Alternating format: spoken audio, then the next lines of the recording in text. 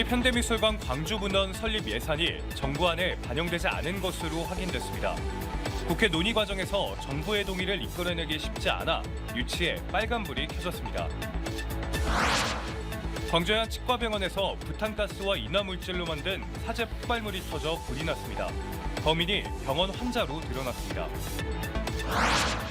교육부가 의대 증원을 기회 삼아 선행학습을 유발하는 학원에 과장 권고 특별 점검에 나섰습니다.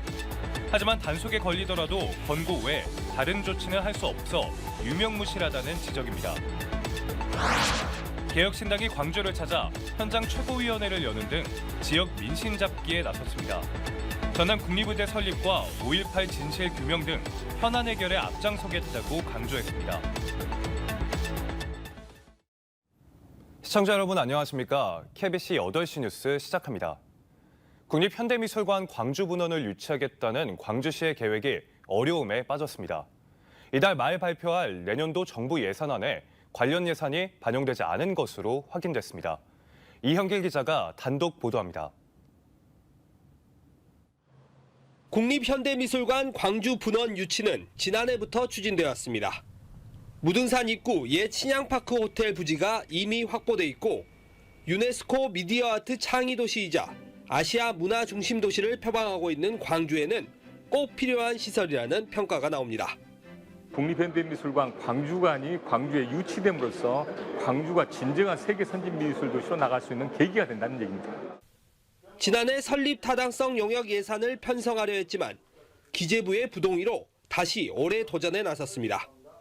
하지만 이달 말 발표 예정인 내년도 정부 예산안에도 관련 예산은 빠진 것으로 확인됐습니다. 지역별로 국립현대미술관 유치 경쟁이 치열해진 가운데 주무부처인 문체부가 추가 설립 계획을 명확히 하지 않고 있기 때문입니다. 전체적인 건립과 운영에 관한 틀이 만들어지고 또 합의가 되면은 그 이후에 관련된 예산도 반영하는 조치가 이어질 것 같습니다.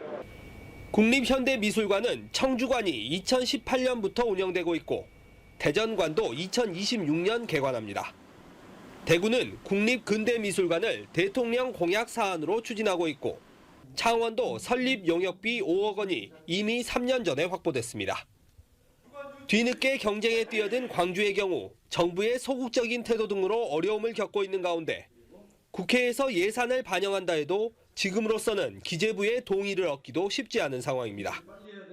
국립현대미술관 분원 유치의 골든타임인 올해마저 기회를 놓친다면 사업 추진이 장기간 표류할 수 있다는 우려도 나오고 있습니다. KBC 이영길입니다. 앞서 보신 것처럼 국비 확보가 쉽지 않은 상황입니다. 내년에도 정부의 긴축 재정 기조가 이어질 것이라는 관측이 지배적인데요. 내년도 정부 예산안이 다음 주 국무회의에서 심의 의결될 예정인데 광주시의 현안 사업들이 얼마나 반영될 수 있을지 장담하기 어려운 상황입니다.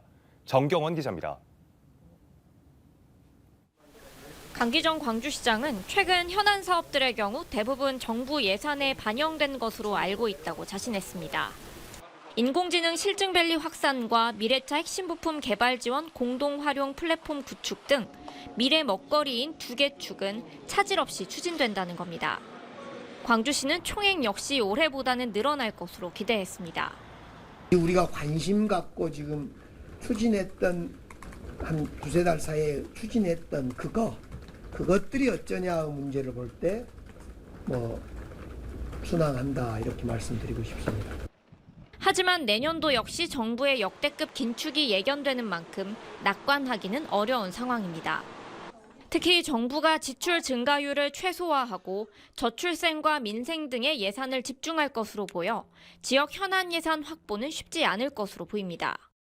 올해 정부 본예산에 반영된 광주시 국비는 3조 2,446억 원으로 지난해 3조 3,081억 원보다 오히려 600억 원 넘게 줄었습니다. 경기 침체와 세수 감소 때문인데 상황은 지금도 크게 다르지 않습니다. 광주시는 머지않아 개최될 것으로 보이는 윤석열 대통령의 민생 토론회에 이어 국회의 최종 심의까지 예산 확보에 배수진을 친다는 각오입니다. 정부는 다음 주 국무회의를 열어 내년도 예산안을 확정한 뒤 국회로 넘길 예정입니다. KBC 정경원입니다. 주민 반대 등으로 두 차례 공모가 무산된 자원 회수 시설 건립을 위해 광주시가 자치구와 함께 세 번째 공모에 나섭니다. 광주시는 다음 달 2일부터 30일까지 자치구가 자원 회수 시설 입지 후보지 신청을 받은 뒤 적합 여부를 검토해 10월 25일까지 광주시에 입지 후보지 검토 의견서를 제출하고 이를 바탕으로 타당성 검토를 거쳐 최종 후보지를 선정한다고 밝혔습니다. 앞서 지난달 광주시와 5개 자치구는 필수 시설인 자원 회수 시설 건립을 위해 자치구 신청 후 시사업 추진, 최종 입지 자치구의 편익 시설 설치비와 특별 지원금 지원 등의 내용에 합의했습니다. 오늘 낮 광주의 한 병원에서 종이 상자가 폭발하는 사고가 있었습니다. 이 병원에서 진료를 받았던 70대 환자가 사제 폭탄을 갖다 놓은 건데요. 다행히 인명피해는 없었지만 큰 폭발음과 진동에 대피 소동이 벌어지기도 했습니다. 임경섭 기자가 보도합니다. 천장이 뜯겨져 나갔고 바닥에는 파편들이 여기저기 흩어져 있습니다. 소파는 뒤집어진 채 나뒹굴고 집기들은 검게 그을렸습니다. 오늘 낮 1시 5분쯤 광주 서구의 한 병원에서 종이 상자가 굉음과 함께 폭발했습니다. 작은 폭발음이 2번 연속으로 들려서 세 번째 폭발음이 상당히 크게 들리면서 바닥이 이렇게 진동이 생기고 울리는 느낌이 들어서 이거는 좀 문제가 있나 보다 하고. 상자 안에는 부탄가스 4개와 인화물질을 부착한 사제폭탄이 들어있었습니다. 다행히 인명피해는 없었지만 큰 폭발음과 진동으로 환자와 시민 등 100여 명이 긴급 대피하는 소동이 빚어졌습니다. 괴한은 이곳 치과 안으로 들어와 부탄가스가 든 택배 상자를 놓아놓은 뒤 이곳으로 도주했습니다. 모자를 쓰고 신분을 감춘 용의자는 밖으로 나와 택시를 타고 도주했습니다. 사건 발생 1시간 50분이 지난 오후 3시쯤 용의자 A씨는 스스로 경찰을 찾아가 자수했습니다. A씨는 해당 병원에서 진료를 받은 환자로 진료비에 불만을 품은 것으로 파악됐습니다. 부탄가스 종류로 자기 본인이 맞는 걸로 주장하고 있습니다. 인화물질하고 같이 있었습니다. 병원을 이용한 적은 있는데 그 치료 과정에 어떤 불만 사항이 있었는지 그 부분에 대해서 추가 조사 후에 경찰은 A씨를 상대로 정확한 범행 동기와 경위를 조사한 뒤 신병 처리할 계획입니다. KBC 임경섭입니다. 조선대학교 범조선인 비상대책위원회가 김희수 조선대 법인 이사장의 퇴진을 촉구했습니다. 조선대 교수평의회, 총동창회 등 11개 단체로 구성된 범대위는 김희수 이사장이 사전 협의 없이 조선대 병원장을 임명했고 2년 연속 글로컬 대학 30사업에서 탈락했다며 독단적인 법인 운영을 멈추고 퇴진할 것을 요구했습니다. 헌법재판관 출신인 김희수 이사장은 지난 2020년 이사장에 선출된 이후 지난해 연임하며 2026년까지 이사장직을 맡습니다. 교육부가 의대 증원을 기회 삼아 선행학습을 유발하는 학원의 과장 광고 특별 점검에 돌입했습니다. 하지만 현행법상 단속에 걸리더라도 광고 삭제 등을 권고하는 것 외에는 할 수 있는 게 없어 단속이 유명무실하다는 지적이 나오고 있습니다. 고영민 기자가 보도합니다. 광주의 한 학원이 내건 광고 문구입니다. 입시 성공은 초등학생 때 결정된다며 초등학교 3학년을 대상으로 의대 치대반 수강생을 모집합니다. 또 다른 학원에는 광주의 한 유명 중학교 입시 대비반 광고가 붙었습니다. 저는 지금 봉선동의 학원가에 나와 있는데요. 각 학원의 초등학교 의대반과 특정중학교 대비반 등의 광고를 어렵지 않게 찾아볼 수 있습니다. 내년부터 의대 정원이 대폭 늘어나면서 초등학생을 대상으로 한 의대 입시 사교육이 성행하고 있습니다. 관심은 좀 높아지긴 했어요. 예전에 비해서는 관심은 좀 높아지고 그에 맞춰 공부하려고 하긴 해요. 이처럼 의대 입시를 두고 학원 간 경쟁이 과열되면서 금지된 선행학습 광고가 확산되고 있습니다. 교육부는 선행학습 유발 광고를 하는 학원을 대상으로 이번 달까지 특별점검에 나서 광주와 전남 학원 10곳을 적발했습니다. 하지만 단속을 해도 달라지는 것은 크게 없습니다. 현행 공교육 정상화법에 따라 선행학습 광고는 과태료 등 처벌 조항이 없어 시정명령을 따르지 않으면 그만이기 때문입니다. 적발되고 다시 이제 걷어들이고 다시 이제 광고를 하고 이제 이런 것들이 반복되다 보니까 실은 감독의 어떤 권한 자체를 갖고 있더라도 실제적으로 이것을 변화시키는 데는 좀 의대 정원이 대폭 확대되면서 학생과 학부모를 현혹하는 학원가의 선행학습 광고가 빠르게 확산하고 있습니다. KBC 고영민입니다. 광주 완도 고속도로 2단계 사업이 오늘 정부 예비 타당성 조사를 통과해 조기 개통의 청신호가 켜졌습니다.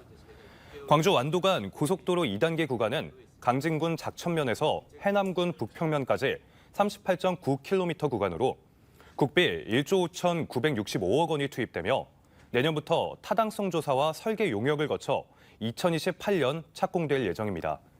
현재 추진 중인 광주 서구 벽진동에서 강진 작천까지 1단계 51.11km 구간은 오는 2026년 준공 예정입니다. 전라남도가 재확산되는 코로나19에 선제적으로 대응하기 위해 재난관리기금을 투입합니다. 전남도는 재난관리기금 3억 원을 긴급 편성해 마스크와 손 소독제 등 방역 물품을 즉시 구입해 요양병원 등 감염 취약시설 778개소와 대중교통 운수 종사자 등에게 배부할 계획입니다. 전남도는 코로나19 변이 바이러스가 고령층과 기저질환자에게 치명적일 수 있다며 이동이 많은 추석을 앞두고 각별한 주의를 당부했습니다. 제3지대 원내 정당인 개혁신당이 광주를 방문해 현장 최고위원회를 여는 등 지역 민심 잡기에 나섰습니다. 전남 지역 의과대학 설립 문제와 5.18 진실 규명에 대한 입장을 밝히며 민주당이 정쟁에 휩싸여 놓치고 있는 지역 현안 해결에 앞장서겠다고 강조했습니다. 김재현 기자의 보도입니다. 개혁신당 지도부는 회의 시작과 함께 더불어민주당에 대한 포문을 열었습니다. 민주당 전당대회 결과를 언급하며 민주당의 호남 홀대, 지역 홀대를 지적했습니다. 더불어민주당의 주요 구성원들은 물론이고 당원들도 이제는 더 이상 호남의 중요성과 소중함을 제대로 느끼지 못하고 있는 것 같습니다. 호남을 잡아둔 물고기 취급하는 것은 아닌지 매우 걱정됩니다. 민주당이 정쟁에 휩싸이는 동안 지역 현안을 놓치고 있다며 이에 대한 적극적인 입장을 내놨습니다. 전남 국립의대 유치에 대해 전남이 동북권과 서북권으로 쪼개져 다툼을 벌이고 있는 상황을 지적하며 중앙정부가 책임지고 문제를 해결해야 한다고 주장했습니다. 순천대든 목포대든 중앙에서 심사해서 둘 중에 하나든 아니면 요건이 갖춰진다면 둘 다든 심사하고 의대 신설에 돌입하겠다라고 입장을 바꿔야 합니다. 5.18 진상규명과 관련해서도 진실규명을 계속 이어갈 수 있도록 제도적 뒷받침이 필요하다고 강조했습니다. 4년간의 5.18 진상규명조사위원회 활동에도 불구하고 아직 풀리지 않고 남은 과제들을 마무리하기 위한 항구적 조사위원회 설치를 제안했습니다. 희생자 안매장과 행방불명같이 미완의 과제도 역시 남아있습니다. 남겨진 우리의 숙제입니다. 변하지 않고 지속 가능한 항구적 조사위의 설치가 꼭 필요합니다. 개혁신당 지도부는 강기정 광주광역시장과도 만나 복합쇼핑몰 예정지 주변 교통기반시설 확보와 인공지능 2단계 사업 예타 면제 등 주요 현안에 대한 지원을 약속했습니다. KBC 김재현입니다. 승진 청탁을 위해 브로커에게 뇌물을 건넨 전현직 경찰관 등이 항소심에서도 징역형을 선고받았습니다.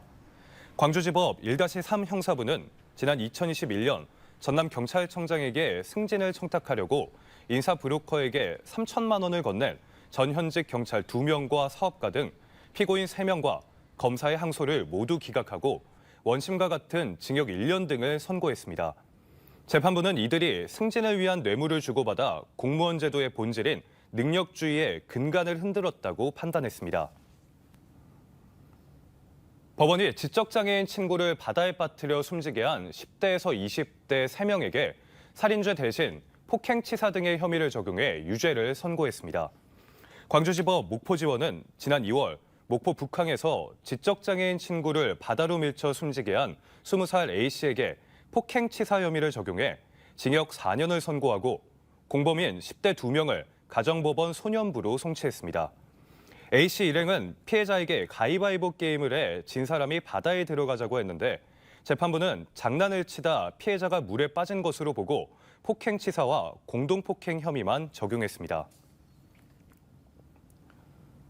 노동자 3명의 목숨을 앗아간 포스코 광양제철소 폭발 사고의 현장 책임자들이 항소심에서 감형받았습니다.